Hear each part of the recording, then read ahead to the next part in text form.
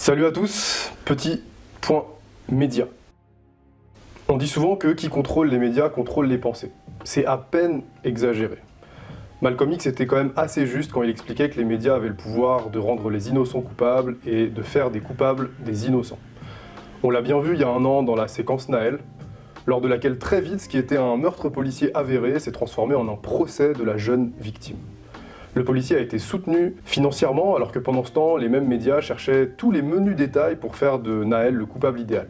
On le rappelle, il aurait été un grand bandit, un tueur en série, que son meurtre dans des circonstances connues de tous grâce à une vidéo amateur n'aurait pas été légitime, en tout cas dans un état de droit, dans un état qui se targue d'être une grande démocratie. Pareil pour la polémique Médine qui a secoué la France il y a un an. Imaginons que Médine ait tweeté un truc réellement puissamment antisémite parce qu'il est puissamment antisémite. Cela aurait été condamnable, il n'y a aucun doute. Mais cela n'aurait été qu'un rappeur qui tweete un truc en réponse à une écrivaine. Rien de plus. C'est un fait divers, assez nul. C'est de la moraline de s'indigner sur ça pendant des jours et des jours dans les médias. Alors que dans le même temps, l'Assemblée nationale, les médias, les rues, les élus, les journalistes, les militants s'organisent politiquement avec des projets majeurs de perte, voire de destitution de droits pour les musulmans, les juifs, les syndiqués, les pauvres, les étrangers, etc. Alors que la non-info sur Médine a fait parler tous les médias pendant 10 jours, la deuxième information passe relativement inaperçue au quotidien, sauf quand un Guiraud, un Boyard mettent les pieds dans le plat. Et réenclenchent la polémique, se font pourrir pendant 10 jours dans les médias, etc. Vous voyez un peu le cercle vicieux. On l'a encore vu au moment de la séquence de Pardieu. On l'observe aussi depuis le 7 octobre, malgré tout ce qui se passe à Gaza depuis quasiment un an. Bref, les médias sont ce qu'on appelle un quatrième pouvoir. Et derrière les trois pouvoirs politiques traditionnels, l'exécutif, le législatif et le judiciaire, ils jouent un rôle crucial dans un pays capitaliste doté d'une aristocratie élue. Quel pouvoir joue-t-il au juste? Comme le disait Bourdieu avec justesse, les médias n'ont pas vraiment le pouvoir de nous imposer quoi penser, mais ils ont la capacité de nous imposer à quoi penser. Est-ce que vous voyez un peu la nuance? Les médias, qu'on parle de journaux, de stations de radio, de chaînes d'infos en continu, etc., n'ont pas vraiment les moyens de transformer radicalement nos opinions sur les choses quand celles-ci ont été bien ancrées, bien formées, en phase avec nos valeurs, sur des années par la famille, les amis, le quartier qu'on fréquente, l'école, etc., etc. Par contre, et c'est presque un pouvoir plus grand encore, plus grave encore du coup, les médias imposent leur thème, leur sujet, et en laissent d'autres complètement dans l'ombre. Si on ignore une chose, on ne peut pas se positionner sur cette chose, on ne peut pas s'indigner sur cette chose. Par exemple, à la télé ou sur vos sites internet préférés, entendez-vous souvent parler du fonctionnement capitaliste des entreprises, de l'extorsion de la plus-value, du fonctionnement de l'actionnariat et des dividendes et de comment cela appauvrit les salariés? Entendez-vous régulièrement la parole d'experts sur le lien entre colonialisme et capitalisme, ou d'autres qui remettent en cause le PIB comme indicateur pertinent du bien-être d'une société? Entendez-vous parfois des spécialistes vous parler des conséquences, des discriminations liées à la couleur de peau ou à la sexualité? Pas comme une stat ici ou là, mais dans le détail, en profondeur, pour essayer de vous convaincre de la problématique. Entendez-vous parler souvent du fonctionnement des coopératives, des syndicats, de leur rôle au quotidien dans notre société? De manière positive, encore une fois, entendez-vous parler de l'anarchisme, ailleurs que sur quelques chaînes YouTube obscures, comme celle-ci, ou sur France Culture, une fois dans l'année? En revanche, vous avez entendu parler du tweet de Médine. Vous avez entendu parler du tweet de Sandrine Rousseau sur les barbecues. Vous avez été informé du fait que Zemmour se soit fait une fois insulter dans la rue. Vous avez entendu parler du casier judiciaire d'un obscur jeune de banlieue qui conduisait sans casque et a failli causer un accident. Vous avez entendu parler du fait que les pauvres dépensent mal leur argent, surtout quand c'est le RSA ou l'allocation rentrée. Et de la croissance qui perd un point cette année, ouh là là, qu'est-ce que vous en entendez parler? Et ça signifie qu'il va falloir travailler plus. Et oh là là, de la dette, qu'est-ce qu'on en entend parler? Ouh là là, il va falloir travailler plus. Et puis ces mamans qui veulent être accompagnatrices en sortie scolaire, mais qui n'ont pas la décence de retirer leur voile. Les absences des élèves au ramadan alors que c'est tout à fait légitime, les personnes qui veulent se baigner avec un burkini ou avec quelle que soit la tenue qu'elles veulent alors que c'est tout à fait légitime, des abayas, du climat d'insécurité, du fait qu'il y ait des personnes étrangères avec des OQTF en France, oulala, alors ça on en entend parler. Bon bah ces choix éditoriaux, qui se concentrent sur certains sujets et jamais sur d'autres, ils n'ont rien d'anodin. Ils vous disent à quoi penser. Si on ne vous parle jamais, mais vraiment jamais de certains sujets, ni à la télé, ni à l'école, ni dans votre club de loisirs préféré, il y a peu de chances que vous en entendiez parler dans votre famille, avec vos amis, etc. Ça reste un impensé. Donc, ça ne se transforme pas en question politique. C'est hyper confortable pour les dirigeants que ce ne soit pas pensable. Alors que les sujets utilisés, réutilisés, usés, râpés, que nous réservent tous les médias, tout le temps, ils occupent votre esprit. Et vous finissez par en parler, par en débattre, par croire que c'est important. Pourquoi les médias orientent-ils comme ça nos pensées? Certains sujets seraient-ils plus dangereux que d'autres? Clairement. Dans un pays capitaliste, dans lequel une minorité contrôle l'essentiel de nos choix de vie, et dans lequel une majorité de médias sont contrôlés par cette minorité, des grands capitalistes, il n'y a pas de hasard.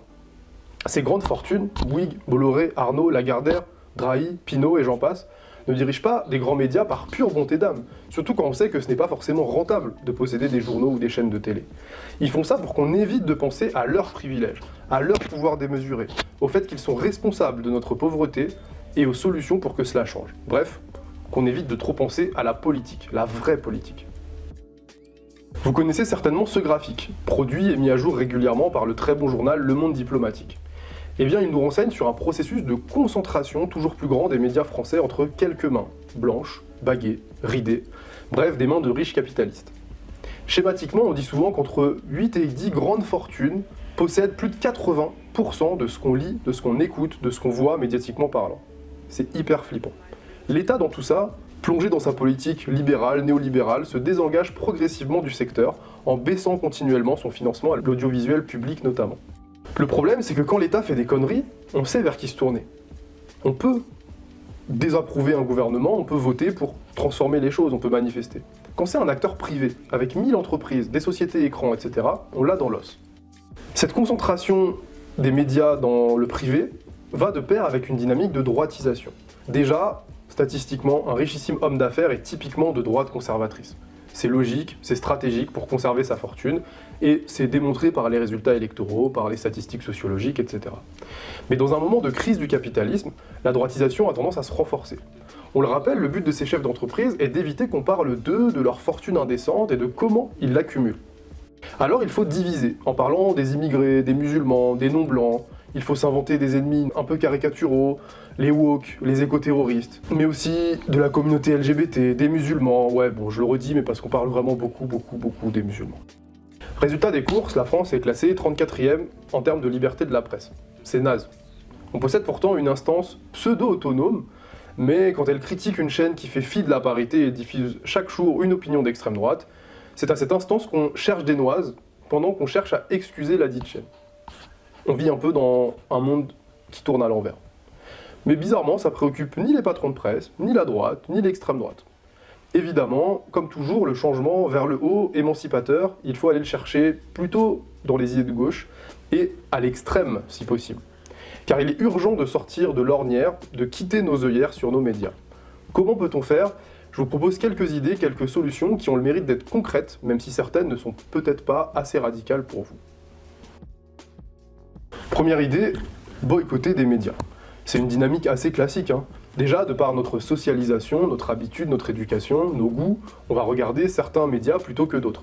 Mais l'idée de boycott, elle va plus loin. Elle préconise de refuser totalement de donner de son attention, et donc de son argent, à un média pour une raison précise.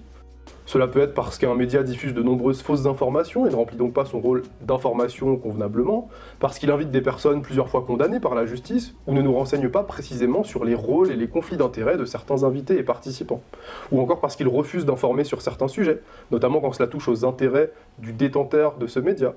Vous voyez un peu le genre. Le problème de cette solution, c'est que même si ces raisons que je viens d'évoquer paraissent respectables pour boycotter des médias, la même logique peut exister dans l'autre sens. Des gens vont boycotter des médias, non pas parce qu'ils ne sont pas pertinents et pas professionnels, mais simplement parce qu'ils inviteraient trop de gens de gauche, ou parce qu'ils ont une manière de travailler et d'informer qui serait trop nuancée pour celles et ceux qui les écoutent. Dit autrement, il y a des gens qui pensent que boycotter France Inter est aussi subversif que de boycotter CNews, car la chaîne publique et pluraliste, elle, pour le coup, même de plus en plus à droite, mais on peut pas dire que c'est une chaîne uniquement de droite, c'est relativement pluraliste, serait plus dangereuse que la chaîne privée d'extrême droite. Cela nous mène à une sorte d'impasse. Les actions individuelles ne suffisent pas pour engager des transformations majeures. Il faudrait des actions plus structurelles. Néanmoins, rapidement, j'aborde une deuxième action plutôt individuelle. D'ailleurs, j'ai écrit un article sur le sujet, si vous voulez aller le voir. Ne pas donner de force à des médias corrompus et partiaux, c'est au contraire essayer de donner de la force aux petits médias tentant de faire contrepoids. Et c'est une action qui est plutôt saine quand on sait que la pluralité médiatique est menacée alors qu'elle est au fondement d'une société qui tend vers la démocratie. Voilà, donc boycotter les gros médias et les gros médias qui ne font pas leur travail, essayer de donner de la force aux petits médias qui, à l'inverse, essayent de faire vivre la pluralité dans notre pays, c'est bien, tout ça, mais c'est insuffisant. Il faut aussi transformer les mécanismes de régulation des médias, transformer l'Arcom. Cet organe manque clairement de discernement, il est dépassé, il est mou du genou, voire les trois à la fois. Il sanctionne très peu financièrement, jamais ou presque légalement, car le monde des médias est un marché, et dans cette idéologie, on n'a pas le droit de dicter quoi que ce soit aux producteurs privés. Il faut au contraire laisser faire les marchés. C'est aberrant. Il faut pouvoir mettre en place des règles explicites et fortes, des règles qui sanctionnent. C'est-à-dire obliger les télés à annoncer les vrais métiers des invités et leurs éventuels conflits d'intérêts. Faire la chasse aux fake news, qui deviennent un vrai business, puisque parfois les fake news sont plus rentables, font plus cliquer que les informations vraies, vérifiées, qui peuvent prendre du temps, être plus dures à financer. Interdire l'embauche ou l'invitation de celles et ceux tenant des discours injurieux, de haine, qui ont déjà été condamnés par la justice. Suspendre certains programmes, tout simplement. Couper certains financements, publics comme privés, quand on observe des manquements. On a besoin d'un organe indépendant, qui fasse le ménage dans l'intérêt commun, avec à sa tête non pas d'anciens journalistes ou producteurs, avec eux aussi des conflits d'intérêts flagrants, avec le monde médiatique, un peu comme la police et l'IGPN, mais si possible, géré par des conseils citoyens, élus, tirés au sort, mais surtout formés sur les différents droits et aptes à prendre des décisions qui vont dans le sens de la démocratie.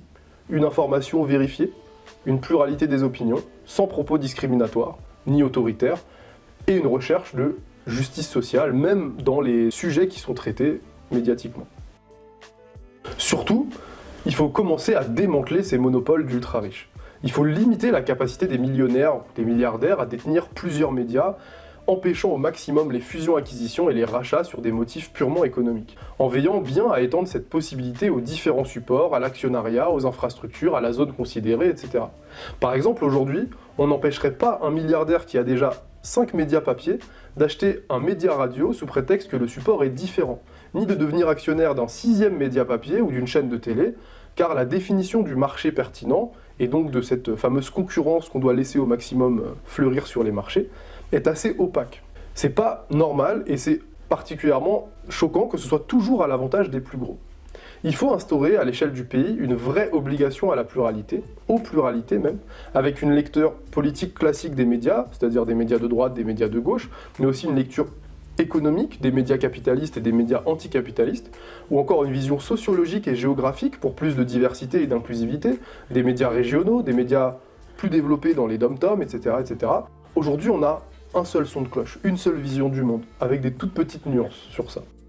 De plus, on pourrait imaginer un droit de veto des journalistes lorsque leurs médias risquent d'être rachetés par un milliardaire qui souhaite en changer radicalement la ligne éditoriale. Et même de donner à ces journalistes la possibilité de racheter et de gérer eux-mêmes leurs médias, même de manière prioritaire, qu'ils soient prioritaires sur le rachat. Par exemple, aux États-Unis, le New York Times fonctionne avec 2 échelons d'actionnaires, les salariés et les capitalistes. Petite subtilité, peu importe la quantité d'actions des capitalistes, ils ne possèdent qu'une seule voix au conseil d'administration. Cela permet aux journalistes salariés de conserver un vrai contrôle sur leur ligne éditoriale. C'est un move démocratique crucial pour que les médias conservent une pluralité et ne soient pas soumis en fait aux intérêts capitalistes.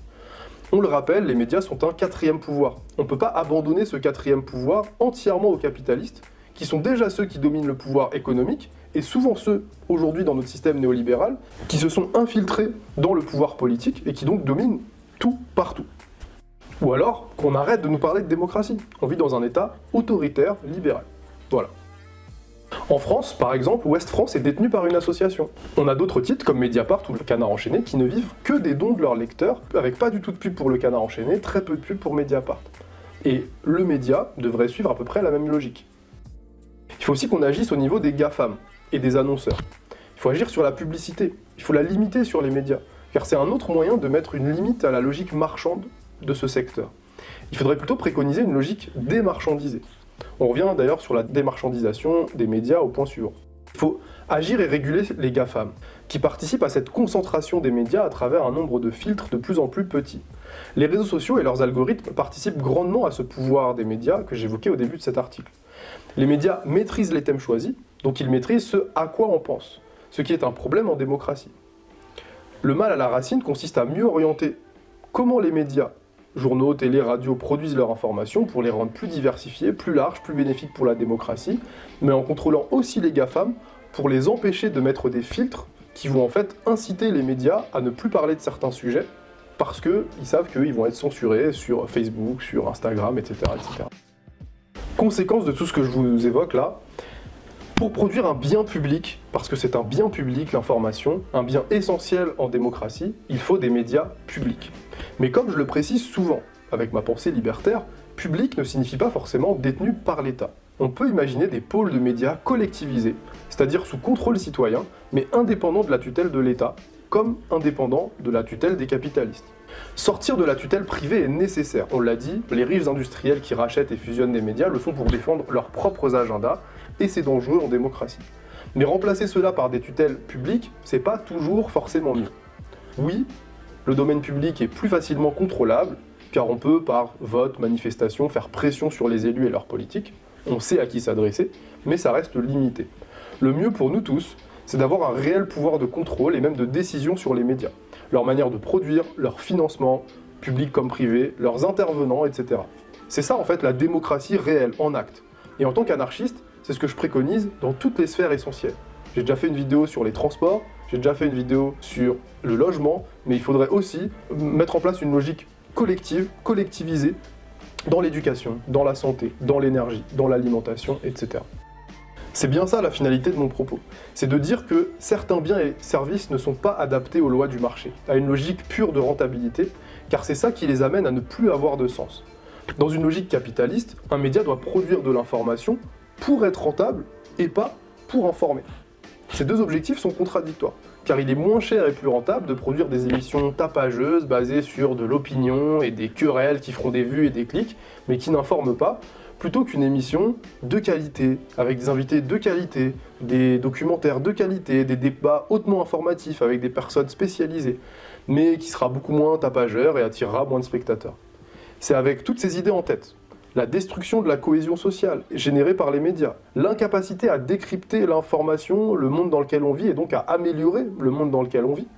C'est ça qu'engendre le capitalisme dans les médias, et c'est pour ça qu'il faut des citoyens indépendants et libres qui travaillent à construire de nouveaux médias et à contrôler plus efficacement les médias déjà existants. C'est possible. Dernier point, et c'est le corollaire au point précédent, l'éducation doit faire la part belle aux médias. Le quatrième pouvoir doit pouvoir être étudié, décrypté, politisé dès l'école, pour devenir une donnée sur laquelle on se pose des questions dès l'enfance, et qu'on sait qu'on va pouvoir réformer, si besoin, à l'âge adulte, dans une logique réellement démocratique et libertaire. Ni privatisation totale, ni étatisation totale. En fait, il y a une troisième voie, libertaire, à la fois émancipatrice et égalitaire. Et finalement, on l'a jamais réellement essayé. En résumé, en fait, un peu comme on l'a dit pour les transports publics ou pour le logement, comme on pourrait le réaffirmer pour l'eau, l'éducation, la santé, les médias doivent être considérés comme des services collectifs et gérés comme tels. Le droit à une information vraie, juste, plurielle, doit être garanti au même titre que la liberté de la presse, et aucun pouvoir d'argent ou politique ne devrait pouvoir corrompre ou tordre cela. N'est-ce pas ?